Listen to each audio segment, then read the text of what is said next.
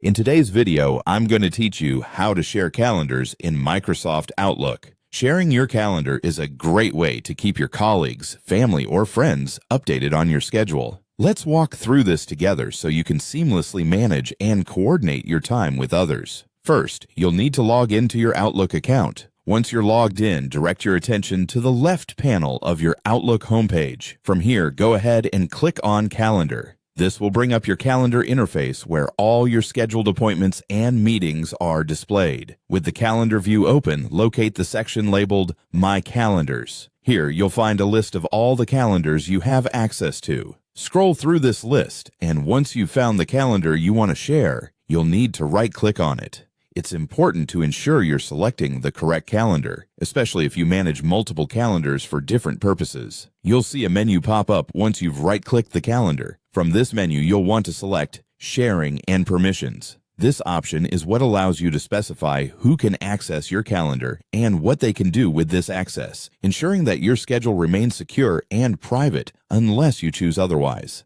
Next, in the sharing settings, you'll see a space where you can enter the email address of the person you want to share your calendar with. If you're sharing with multiple people, you'll need to enter each email address separately. Double-check these addresses to avoid sending your calendar to the wrong contacts. After entering the email address, it's crucial to set the correct permission level for the recipient. You'll find a couple of options to choose from. The first option is Can View All Details, which gives the recipient the ability to see the full details of your events, making it suitable if you want them to be informed but not to modify anything on your calendar. Alternatively, you can select the Can Edit permission. With this setting, the recipient will be able to both view and modify your events, making it a perfect choice for collaborators who may need to update meetings, appointments, and other events directly. Once you're satisfied with your settings, click on Share.